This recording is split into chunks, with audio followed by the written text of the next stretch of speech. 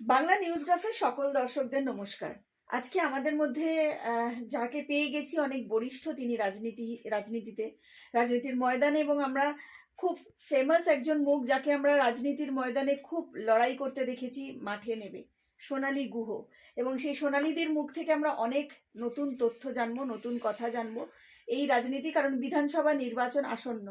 অনেকগুলো নির্বাচন তিনি নিজে লড়েছেন, নিজে দেখেছেন, তার কিছু অভিজ্ঞতা বা রাজনৈতিক যে মহল এখন এই পশ্চিমবাংলার বুকে দাঁড়িয়ে, একদিকে তৃণমূল কংগ্রেস, অন্যদিকে বিজেপি প্রধান বিরোধী দল। কথা বলবো সোনালীদির সাথে। সোনালীদি নমস্কার। সোনালী, সম্প্রতি আমি পার্থদার কথা দিয়েই শুরু করছি। পার্থ চট্টোপাধ্যায় প্রায় 2.5-3 বছর তিনি কারাবাস শেষ করে তিনি বেলে বেরোলেন। এই যে পার্থ চট্টোপাধ্যায়কে অ্যারেস্ট করা হলো একটা বড় দুর্নীতি, যে দুর্নীতিটা বলছে একদম ভারতবর্ষের এরকম দুর্নীতি আর হয়নি, শিক্ষা দুর্নীতি, এত বড় দুর্নীতি। কি বলবে? পার্থদাকে তো তুমি খুব কাছ থেকে দেখেছো, তুমি যে সময় তৃণমূলে ছিলে, একসাথেই মানে একটা পরিবারের মতন হয়ে তোমরা একসাথে কাজ করেছো, ছিলে।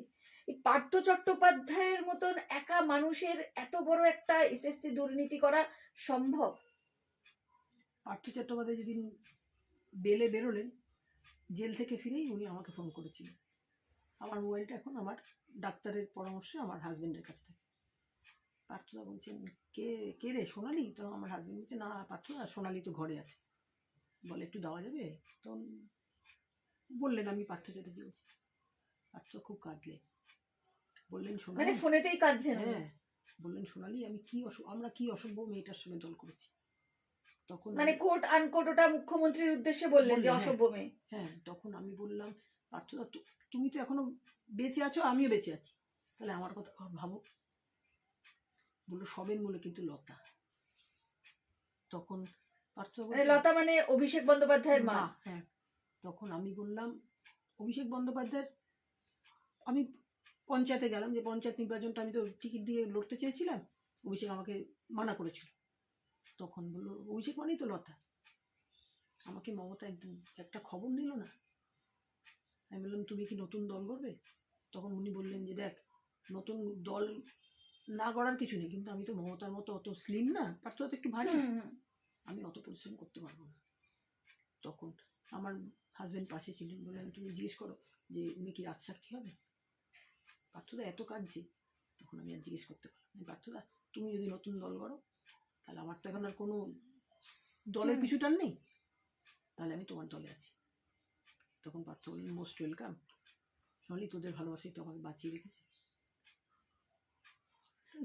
কিন্তু বিষয়টা হচ্ছে যে ওনার একার পক্ষে কি এত বড় দুর্নীতি সংগঠিত করা সম্ভব?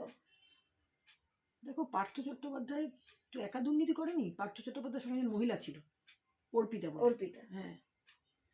তো অর্পিতার বাড়ি থেকে দেখছি কয়েক কোটি টাকা বেরোচ্ছে। অপা, পার্থদার একটা ফ্ল্যাট আছে বা বাড়ি আছে শান্তিনিকেতনে, তার নাম হচ্ছে অপা। তো আমি বললাম আমার হাজবেন্ডকে, অপা মানে কি? বলে, অ হচ্ছে অর্পিতা আর পা হচ্ছে পার্থ। এখন নাকি সেটা একটা দর্শনীয় স্থান হয়ে গেছে। তখন পার্থ তো বললেন, আমি কি অসভ্য মহিলার সঙ্গে দল করেছি। আমি যেদিন আমাকে অ্যারেস্ট করে, সেদিন আমি 4 বার ফোন করেছি, উনি ফোন ধরেননি। আমি একটু অন্য প্রসঙ্গে যাই। আমি দিদি যখন কেন্দ্রীয় মন্ত্রী হলে, কেন্দ্রীয় sports minister, Loknath divine life মিশনে শুদ্ধানন্দ ব্রহ্মচারী ছিলেন। তিনি দিল্লি গেলেই আমি তো ওনাকে এতে স্টেশনে রিসিভ করতাম। তখন দিদি মন্ত্রী, তো আমাদের কাছে আমার ড্রাইভার ছিল ফারুকিজি। ফারুকিজি বললাম, ফারুকি চালিয়ে, তো তোরা নিউ দিল্লি স্টেশন যায়নি। ফারুকিজি বললো, আচ্ছা চালিয়ে। উনি আসলেন, মমতাই তখন মন্ত্রী, তো মমতাদি বাংলো নিয়েছেন 5 নম্বর অশোক রোড। স্বামীজিকে বসানো হলো ড্রয়িং রুমে। স্বামীজি অনেকগুলো ফটো নিয়ে গেছে। তখন ফটোগুলো দিয়ে বলছি যে, এটা কার ফটো স্বামী? স্বামীজি বলছেন, মা তুই চিনতে পারছিস না, এটা সব বাবা লোকনাথের ফটো। তো একটা ফটো আমার খুব পছন্দ হয়েছে। তখন আমি বাবা লোকনাথকে জিভ ভেঙেছি, হ্যাঁ তুমি মন্ত্রীদেরই বাবা লোকনাথ হয়ে থাকো, তোমার আর সাধারণ মানুষের বাবা লোকনাথ হওয়ার দরকার নেই। আমি ফটোগুলো পাচ্ছি সব, মানে মমতাদি তো মন্ত্রী, মমতাদির জোড়া খাট পেতে পেতে দেখছি সব ফটোতে দেখি নাম্বারিং করা, দেখি একটা ফটো ডবল নাম্বারিং করা। তখন স্বামীজির সঙ্গে মহিলা যেতেন আর কি, দিল্লিতে গেছে, তাকে আমরা সবাই বলতাম দিদিভাই, স্বামীজিও বলতেন দিদিভাই। আমি ছুটতে ছুটতে এসছি। তখন স্বামীজি বলছেন যে, আমি স্বামীজি এটা না ডবল নাম্বারিং করে। তখন স্বামীজি হাসতে হাসতে বলছেন, দিদিভাই দেখো সোনালী মা কি বলছে। তখন দিদিভাই আমি কি ডবল নাম্বারিং করছি? দিদিভাই বলছে না স্বামীজি আপনি তো ডবল নাম্বারিং করেন। তখন স্বামীজি বললেন মমতাদিকে, মমতা মা তুমি কোনোদিন সোনালীকে ছেড়ো না। তখন মমতাদি একটু বিরক্ত হলেন, কেন স্বামীজি? তখন বললেন দেখো বাবা লোকনাথের একটা কথা আছে যে আমি ধরা না দিলে কারোর বাবার শব্দ নিয়ে আমাকে ধরে। ও তো খুব বাবা লোকনাথের ভক্ত, আর ও তোমার কাছেই আছে, ওর মাধ্যমে বাবার আশীর্বাদ তোমার মধ্যে সঞ্চারিত হয়। তো মমতাদি পাত্তা দিচ্ছেন না। আমি ঠাকুরের নাম করি, আমি তো তখন ছাগলের তৃতীয় বাচ্চা। হ্যাঁ স্বামীজি দিদিও ঠাকুরের নাম করেন। বলে না মা, ঠাকুরের নাম করা এক জিনিস আর বাবার প্রতি ভক্তি থাকা এক জিনিস। 2021-এ মমতাদি আমাকে টিকিট দিলেন না। আমি খুব কাঁদলাম। আমি এমন কোনো অপরাধ করিনি যে টিকিটটা না পাবো পেতে না। না। হ্যাঁ, তারপরে পার্থ চ্যাটার্জি অ্যারেস্ট হলো। তা পার্থদা কেমন আছেন পার্থদা এখন আমি জানি না। পার্থদা তখন মোবাইলও বন্ধ করে রেখেছেন। পার্থদা করে দিন, মানে যোগাযোগ করে দিন। আমি পার্থদা এখন সব মোবাইল বন্ধ করে রেখেছি। এটা কি পার্থদা দেখার পক্ষে সম্ভব? এটাই প্রশ্ন যে এত বড় একটা দুর্নীতি সংগঠিত করা কি পার্থ চট্টোপাধ্যায়ের পক্ষে একা সম্ভব? কখনোই নয়। কখনোই নয়। এটা তো এবার বিষয়টা হচ্ছে যে এই যে শুধু তো শিক্ষা দুর্নীতি নয়, এই মমতা বন্দ্যোপাধ্যায় কিন্তু বলেছিলেন মা মাটির মানুষের সরকার, তিনি বলেছিলেন সততার দেবী। আমরা দেখেছিলাম যে পশ্চিমবাংলায় পোস্টারও পড়েছিল যে মমতা বন্দ্যোপাধ্যায় সততার প্রতীক, সততার দেবী, এই বিভিন্ন ধরনের পোস্টার পড়েছিল। একের পর একই রাজ্যে দুর্নীতি। সোনালীদি সেই সময় তো তুমি তৃণমূলে ছিলে, মমতা বন্দ্যোপাধ্যায়ের এই দুর্নীতি নাকি অভিষেক বন্দ্যোপাধ্যায় যখন থেকে অ্যাক্টিভ হলো তৃণমূল কংগ্রেসে এই দুর্নীতির মাত্রাটা বাড়লো, নাকি সেই দুর্নীতিটা তখন থেকেই শুরু হলো? আমি তো 89 থেকে মমতাদির সঙ্গে আছি। মানে 89 থেকে? 89। আচ্ছা। তো 2021-এ আমাকে ছেটে ফেলা হলো। তখন আমি জানলাম না আমার কি মানে অপরাধী জানিল না তার কি অপরাধ, বিচার হইয়া গেল। আমি খুব কেঁদেছিলাম। আমাকে সুব্রত বক্সী আমাদের আমি আগে যে পার্টিটা করতাম তার প্রেসিডেন্ট, তিনি আমাকে সকালবেলা ডেকে বললেন যে সোনালী এবার তোকে আমরা টিকিট দিতে পারছি না। আমিও খুব কাঁদলাম, আমার অপরাধ। বললেন সেই ভাই। তখন আমি বললাম আমি তো টাকা দিয়ে ভাইপোকে সাহায্য করতে পারবো। কি বলছো বক্সিদা তুমি? আমি একটা ঘরের বউ, নিষ্ঠার সঙ্গে দল করেছি। ওয়ার্কআউট করতে হলে আগে আমাকে স্লোগান দিতে হতো। তখন বক্সিদা বললো শোন বাবু, বক্সিদা খুব জগন্নাথ ভক্ত, তুই তো জানিস আমি জগন্নাথ ভক্ত, আমি ভগবান জগন্নাথ নামে শপথ করে বলছি যে মমতা দিকে দিয়ে একটা ফোন আমি তোকে করাবোই। নো ফোন কেন? সেই ফোন আর এত বছরে এলো না? না, এসছিল পরের দিন। অভিষেকের যে সেক্রেটারি আছেন সুমিত, সে আমাকে ফোন করে বললো যে সোনালীদি আমি সুমিত। হ্যাঁ বল। তখন বললো আজকে বস মানে অভিষেক তোমার সাথে দেখা করতে চেয়েছে। তখন আমি অলরেডি টিকিট না পেয়ে আমি বিজেপিতে যোগাযোগ করেছি। সেদিন ছিল 8ই মার্চ, মানে আন্তর্জাতিক নারী দিবস। বিজেপি ওয়ার্মলি আমাকে রিসিভ করেছে। দিলীপ ঘোষ আমাকে বললেন কি দিদিভাই তুমিও আমাদের দলে? হ্যাঁ দিলীপদা, তোমরা কি আমাকে তোমাদের দলটা করতে দেবে না? কেয়া ঘোষ, তারপরে লকেট চ্যাটার্জি, সবাই আমাকে খুব ওয়ার্মলি রিসিভ করলেন। তখন তুমি কি অভিষেকের সাথে তাহলে দেখাটা করলে পরে? না। আচ্ছা। আমি সুমিতকে বলে দিলাম দেখ বাবু, তৃণমূল তো আমাকে টিকিট দিল না, আমি কিন্তু এখন বিজেপি, তাই আমি তোদের গিয়ে এম্বারাস করবো না, আমি নিজে এম্বারাসড হবো না। অভিষেকের একটা নিজের মনে হলো না যে সোনালী পিসি এতদিন আমাদের পরিচিত বা এতদিন আমাদের বাড়িকে কি করিনি। মমতাদিকে তো পার্সোনালি সেবা করেছি।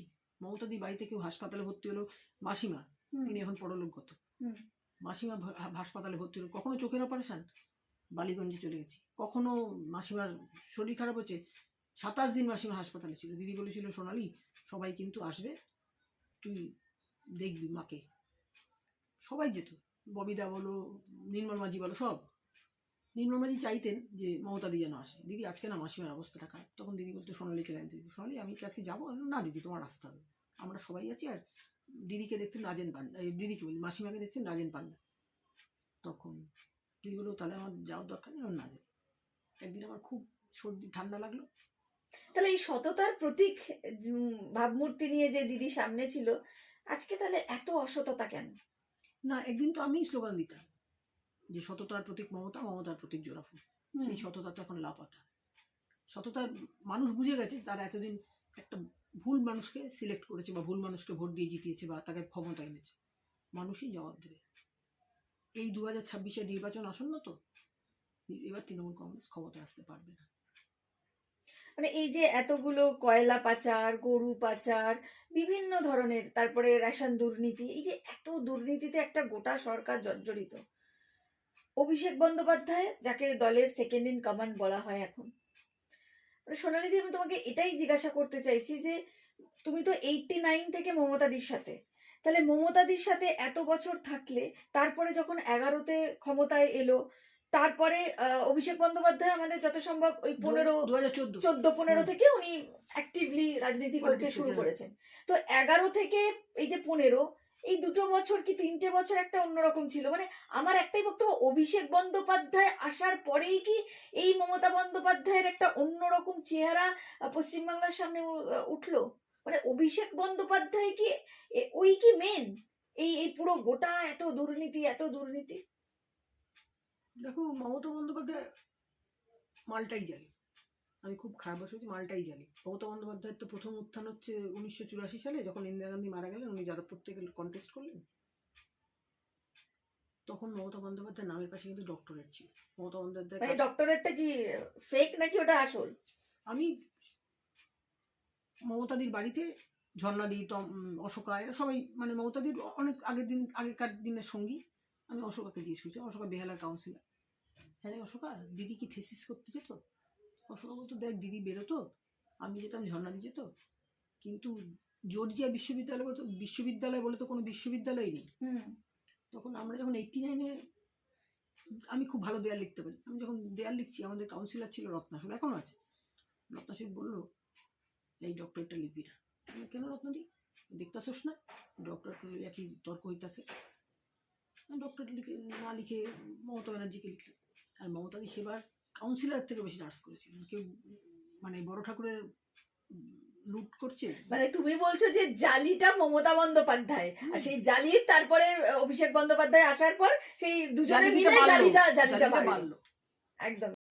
ওই সময় তুমি শুভেন্দু অধিকারীকেও দেখেছো, কারণ সেই সময় তো শুভেন্দু অধিকারীও তৃণমূল কংগ্রেসে ছিলেন, খুব অ্যাক্টিভলি ছিলেন, উনি অনেকগুলো পদে ছিলেন, মন্ত্রিত্ব ছিল, তারপরে বিভিন্ন জায়গার চেয়ারম্যান পদে তিনি ছিলেন, অনেকগুলো জায়গা, অনেক দায়িত্ব ছিল।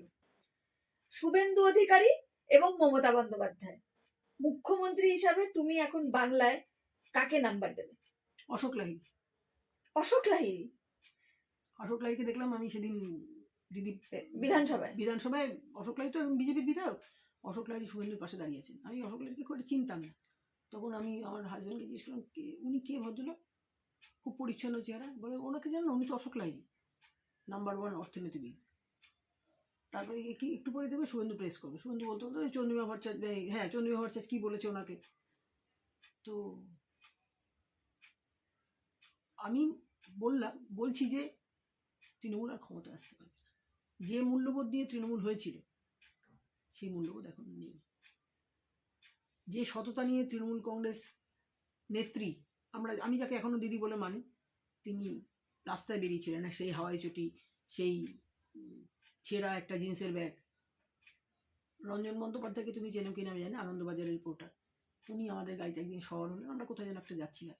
তখন দিদি বলছেন, দেখুন রঞ্জনদা, আমার কাছে এখনো 47 টাকা 80 পয়সা। তখন রঞ্জনদা বিশ্বাস করছেন না, বলে, দূর মমতাদি, তাই হয় নাকি? তখন দিদি বললেন, এই মুটি, আমার একটা দে তো। আমি দিলাম। রঞ্জনদা দেখলেন, হ্যাঁ 47 টাকা 80 পয়সায় আছে। সেই মমতা বন্দ্যোপাধ্যায়, মানে 47 টাকা 80 পয়সা দিয়ে যে মমতা বন্দ্যোপাধ্যায় শুরু করেছিলেন রাজনীতি, আজকে কোটি কোটি টাকা, 47,000 কোটি টাকার মালিক। এটা আমি বলতে পারি না বা বলবো না, তার কোটি কোটি টাকা। মানে তাহলে তো সততার প্রতীক, মানে তার সেই যে ভাবমূর্তি আমরা বাংলায় দেখেছি, তুলে ধরেছেন, এই টালির চাল, তিনি খুব সাধারণ জীবনযাপন করেন, তিনি রোজ ফলের রস খান।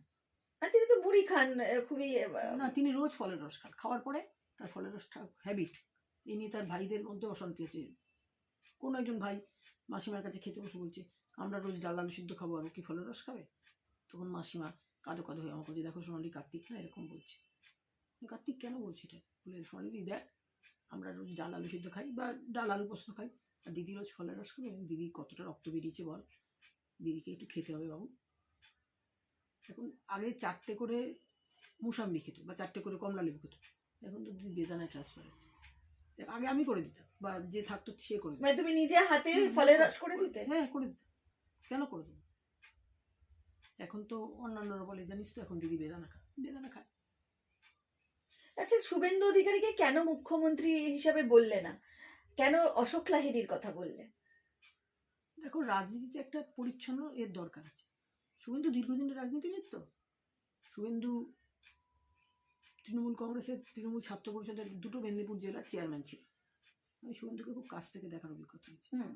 মানে তাই জন্যই তোমার সাথে একটু শেয়ার করা, মানে শুভেন্দু অধিকারীকে তুমিও যারা মমতা বন্দ্যোপাধ্যায়কে ফলের রস করে দিয়েছো বাড়িতে, মানে ওইভাবেই তোমার সাথে এন্ট্রি ছিল, এবং শুভেন্দু অধিকারীকেও খুব ঘনিষ্ঠভাবে দেখেছো, তাই বলছি যে কেন মুখ্যমন্ত্রী হিসাবে তোমার মনে হলো না? না, অশোক লাহিড়ী লোকটা পরিচ্ছন্ন বেশি।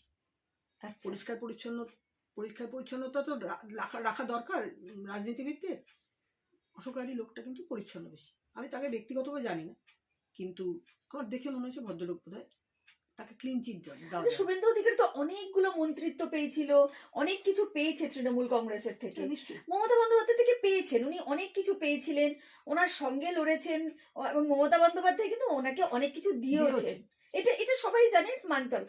তাহলে কি এমন ঘটলো যে এতগুলো পদ, মন্ত্রিত্ব সবকিছু পেয়ে, ভোগ করে, উপভোগ করে, পাওয়ারে থেকে পাওয়ার নিয়ে তারপরে তিনি সরে গেলেন? মানে কি এমন ঘটেছিল?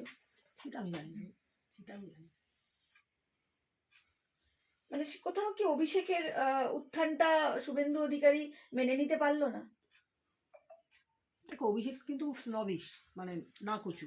হুম, আমাদের একজন এমএলএ ছিল, তাকে আমি বলতাম, তার নামটা করে আর তাকে বিড়ম্বিত করতে চাই না। সে না বলেছিল, সোনালি অভিষেক কিন্তু খুব স্নবিশ। তখন আমি স্নবিশ কথাটার মানে জানতাম না। আমি জানি না মালাদি, তুমি বলবে। মালাদি বলেছিল স্নবিশ মানে না কচু। আর একজন এমএলএ ছিলেন, তিনি খুব সম্ভবত নর্থ বেঙ্গলে। তিনি আমাকে বলছেন যে আমি অভিষেকের অফিসে আর যাবোই না। তখন আমি কেন যাবেন না, যান। অভিষেকের অফিসে গেলে আপনাকে চা প্রথমে, তারপরে মিষ্টি এসব দেবে। বলে চা মিষ্টি খাওয়ার জন্য আপনি যেতে পারেন, আমি যাবো না। আর আমি তো ক্যালেন্ডার টানাবই না। তখন তৃণমূল কংগ্রেসের পক্ষ থেকে একটা ক্যালেন্ডার হতো। আপনি তৃণমূল কংগ্রেসের, আপনি যাবেন না, ক্যালেন্ডারও নেবেন না? বলেন না, এটা তো অভিষেকের ফটো আছে, দেবো। নিল না হতো।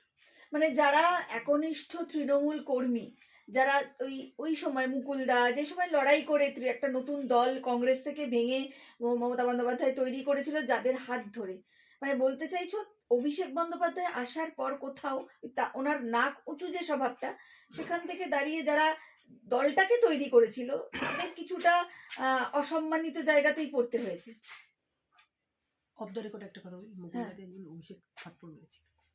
মুকুল রায়কে, মানে যাকে রাজনীতির চাণক্য বলা হয়, থাপ্পড় মেরেছে। সোনালিদি, এই বাজেট হলো, বাজেটে আমরা দেখলাম লক্ষ্মীর ভান্ডার 500 টাকা বাড়িয়ে দিল। আর একটা বিষয় যেটা মমতা বন্দ্যোপাধ্যায় ইনক্লুড করলো, সেটা হচ্ছে মাধ্যমিক পাশ করলেই তারা 1,500 টাকা করে পাবে। তার মানে এক একটা বাচ্চা ওই মাসে 50 টাকা করে শিক্ষিত যুবদেরকে 50 টাকায় মূল্যায়ন করলো, মানে 50 টাকা 1500 টাকা করে পাবে।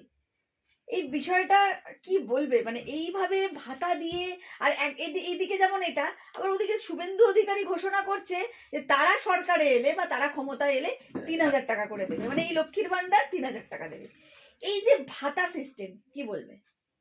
দেখো, লক্ষ্মীর ভান্ডারে তো অনেক মা বোনেরা উপকৃত হন। আগে লক্ষ্মীর ভান্ডার এমন একটা ছিল যে বার্ধক্য ভাতা পেত, তাকে লক্ষ্মীর ভান্ডার দেওয়া হতো না। তা আমাদের বাড়িতেও আমার বড় ননদ, তার স্বামী, মানে নন্দাই বলে যাকে, তারা সবাই বার্ধক্য ভাতা পায়, কিন্তু স্বামী তো আর লক্ষ্মীর ভান্ডার পাবেন না। কিন্তু এখন নাকি দিদি বলে, মানে আমার বড় ননদ বলে, জানিস তো লক্ষ্মীর ভান্ডার এখন বার্ধক্য ভাতা পেল, সবাই যে কোনো মুহূর্তে অ্যাপ্লাই করলেই তাদেরকে দেওয়া হবে। তখন আমি বললাম, তাহলে তুমি অ্যাপ্লাই করো। তখন বলল, হ্যাঁ করবো তো। তখন 1,000 টাকা, 1,000 টাকা থেকে 1,500 টাকা করা হয়েছে। কিন্তু এই যে আমি XML হয়ে গেছি, এখন আমার পেনশন মাত্র 18,000 টাকা, না 18,000 টাকা। সেটা তো কই বাড়ালো না। দিদিও তো একদিন এক্স হবেন, উনি বেঁচে থাকুন, কিন্তু মানুষ তো একদিন হ্যাঁ, সবাইকেই এক্স হতে হয়, এক্স হতে হয়, আর একদিন ক্ষমতা থেকে সবাইকেই যেতে হয়। সরে যেতে হয়। আমি আগে ছিলাম প্রেশারের পেশেন্ট, এখন হয়ে গেছি সুগার, কিন্তু আমার ফল করে যায়, তখন আমাকে হাসপাতালে ভর্তি হতে হয়, তখন লক্ষ লক্ষ টাকা আমার স্বামীর পকেট থেকে চলে যায়। তিনি পেনশনটা কবে আরেকটু বাড়াবেন সে তার কিন্তু কোনো উল্লেখ নেই, সেটার কিন্তু কোনো উল্লেখই নেই। আপন বেদনা সেই জন বোঝে যে জন ভুক্তভোগী, রোগ যন্ত্রণা কবু না বোঝে হয়নি যে কবু রোগী। মমতা ব্যানার্জি যেদিন এক্স হয়ে যাবে সেদিনই মমতা ব্যানার্জি বুঝতে পারবে, সেদিন হয়তো তার সরকারও ক্ষমতায় থাকবে, তখন হয়তো অশোক লাহিড়ী চলে আসবেন মুখ্যমন্ত্রীর জায়গায়। এবং এই যে এত সরকারের দেনা, সরকারের এত ঋণ, মানে বলছেন অশোক লাহিড়ী আসলে কিছু সুবিধা হবে? দেখো মমতা ব্যানার্জি, আমি তো অর্থনীতির লোক নই, মমতা ব্যানার্জি আজকে দেনা করে করে এই জায়গায় বাংলাটাকে নিয়ে যাচ্ছেন। অশোক লাহিড়ী আমি শুনেছি খুব ভালো একজন অর্থনীতিবিদ, সেদিন শোভনদেব চট্টোপাধ্যায় যা বলছেন, কেউ তো অশোক লাহিড়ীর বিরুদ্ধে বলতে পারছে না। অশোক লাহিড়ী আসলে জানি না তিনি কিভাবে সামলাবেন। মমতা ব্যানার্জি তো আর কিছু পাচ্ছেন না, শুধু দেনা করে যাচ্ছে। মানে আর এই ভাতা দিয়ে যে চলছে, একদিকে অন্নপূর্ণা ভান্ডার 3,000 টাকা দেবে, এদিকে লক্ষ্মীর ভান্ডার, কিভাবে দেখছো বিষয়টাকে? লক্ষ্মীর ভান্ডার বাড়ুক, কারণ লক্ষ্মীর ভান্ডার তো আর গ্রামের মানে শহরের দিকে অত চালু না, গ্রামের লোকের মেয়েরা তো খুব উপকার পায়। আমি দেখলাম কালকে লক্ষ্মীর ভান্ডার, তাহলে এখানে তো বিজেপি এলে 3,000 টাকা দেবে, শুভেন্দু বলছে। আমি শুভেন্দুর বাইকটা শুনেছি, বলছি যদি আসে। আচ্ছা, মানে মানে যদি আসে অবশ্যই, মানে আসলে তবে তো দেবে, মানে যে কোনো সরকার, এটা তো নিয়ম সোনালী দি, ক্ষমতায় এলে তবেই তো আমি পরিষেবাটা দিতে পারবো, আমি ক্ষমতায় না এলে তো দিতে পারবো না। তো বিষয় এটাই, যদি আসে একটা যদি চিহ্ন শুভেন্দুর পাশে, হ্যাঁ একদমই পাশে থেকে যাচ্ছে। এনিওয়ে, খুবই ভালো লাগলো, তোমার সাথে অনেক কথা হলো, অনেক কিছু জানতে পারলাম, আমাদের দর্শকরাও জানতে পারলো। নমস্কার। মানে এটা তো মারাত্মক কথা বলে দিলে সোনালী দি, মানে অত বড় একজন পিতৃতুল্য মানুষ, তাকে থাপ্পড় মেরেছিল অভিষেক বন্দ্যোপাধ্যায়। আর শুভেন্দুকে নিয়ে একটু আপনি বলতে যাচ্ছিলে তুমি, যে তার যে রাজনৈতিক এত কিছু পেয়েছিল, মানে কেন তিনি এভাবে একদম বিরূপ হয়ে গেলেন? দেখো এখন তো আমি তৃণমূল করি না, এখন আমি হোল হার্টেডলি বিজেপিটা করি। শুভেন্দু কেন ছেড়েছিল তৃণমূল সেটা শুভেন্দু বলতে পারবে আর মমতা দি বলতে পারবে। আমি কেন তৃণমূল ছেড়ে, কিন্তু ওই দুর্নীতির সময় তো শুভেন্দু অধিকারীও তখন তৃণমূলে, সেও কি কিছু জানতেন না? মানে সবাই, মানে এত বড় একটা দুর্নীতি সংগঠিত হচ্ছে, সেখানে কেউ কিছু জানে না, প্রত্যেকটা জেলা থেকে বিভিন্ন এজেন্টের মাধ্যমে চাকরি দেওয়ার নাম করে টাকা তোলা হচ্ছে, মানে এই খবর সেখানকার, এবং নন্দীগ্রাম, মেদিনীপুর, শুভেন্দু অধিকারীর গড়, সেখান থেকেও প্রচুর টাকা তোলা হয়েছে প্রচুর এজেন্টের মাধ্যমে, কেউ কিছু জানতো না?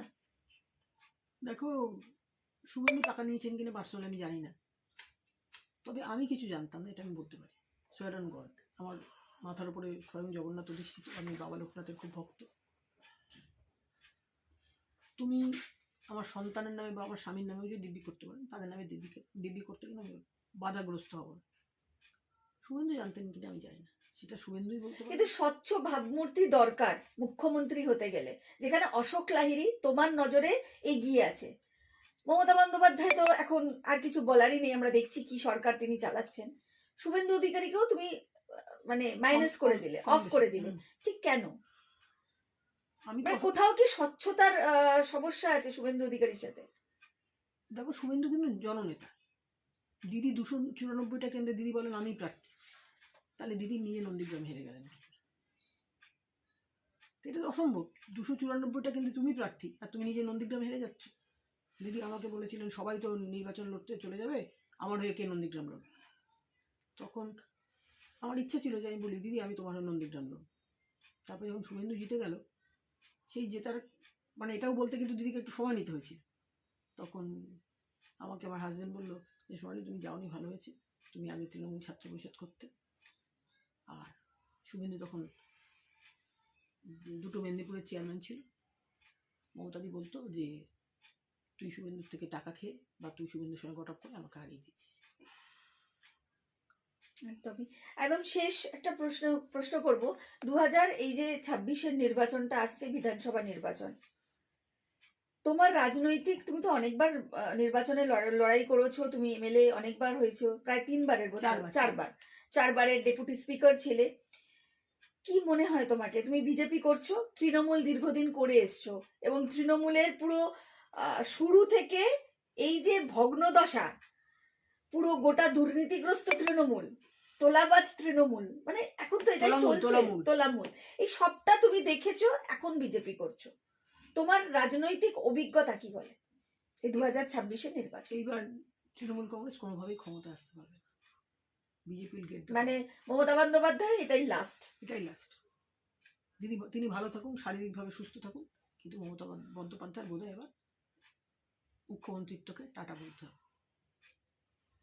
অসংখ্য ধন্যবাদ সোনালিদি, নমস্কার। অসংখ্য ধন্যবাদ দর্শক বন্ধুদের যারা এতক্ষণ অনুষ্ঠানটি শুনছিলেন, নমস্কার।